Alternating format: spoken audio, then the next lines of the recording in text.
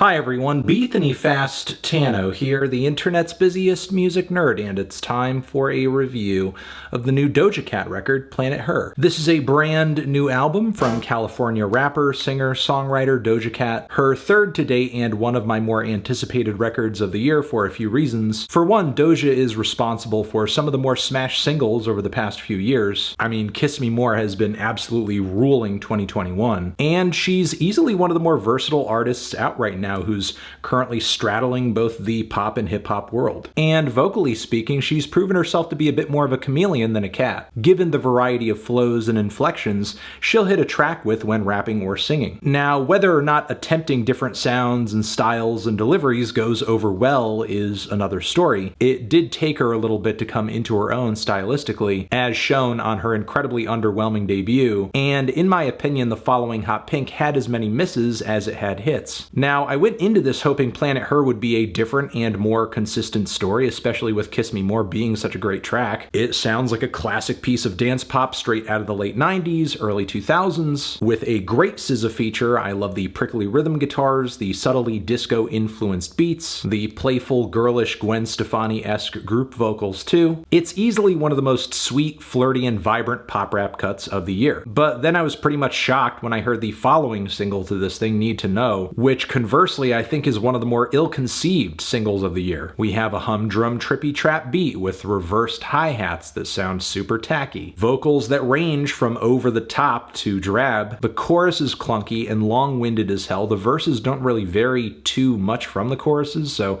the whole song feels like a continuous slog of the same idea and sound. That is until the zany singing on the bridges, which is really just too much to bear. I like the raunchy bars on the track, but really that's about it. And in a way, these two singles are like the dichotomy of Doja Cat's last record. You have these instances of laser-precise pop that is just so well crafted and put together, and then other tracks that seem to have no clue what the hell they're doing. And unfortunately, Planet Her feels like another helping of that, but on a grander scale. Like with Hot Pink, this record does have impressive pockets. Woman is an Afrobeat-influenced opener with a sleek, groovin' instrumental, sharp, feminist bars, and hungry rapping from Doja. It's topical, well-balanced, and infectious. What's not to love? Doja also goes out on a limb with a Playboi Carti-influenced banger on Get Into It Yeah, where her creaky upper vocal register while rapping is like her greatest asset. The quirky synths, the banging kicks, the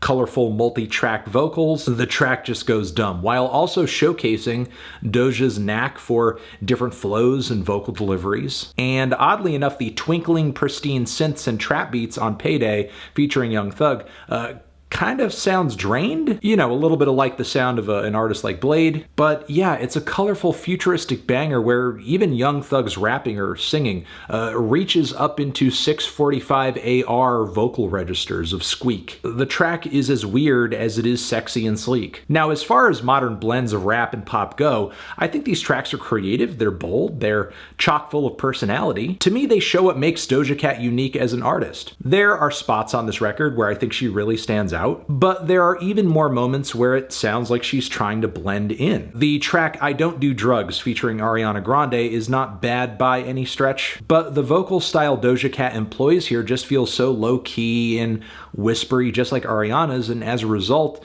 there's not a lot of chemistry or separation between the two on the song. Plus, the reverb and processing on both their vocals feels unflattering in a way, but the song's greatest sin ultimately is just being bland. And this sound and vibe, unfortunately, continues to push forward through the middle of the record. Love to Dream is another forgettable, dreamy trap ballad that has vocals that are really trying to do everything other than leave an impression. Sounds like something from Thank You Next, but without the spice or snap. With You Right, we have little to no chemistry with our guest again, this time The Weeknd, where it sounds like Abel is giving us a feature from 2016. Planet Her lacks a pulse pretty much until we reach the song Options featuring Jid, where Doja's baby-voiced vocal passages read like a a bad Yolandi Visser impression. Jid does his best to complement the song with some smooth and melodic bars, but it's far from his most impressive feature. Ain't shit. I do like the sentiment of this track, and it does have more bump to it than some of the tracks throughout the middle, but my god, are there some bars on here that make me roll my eyes. You ain't shit,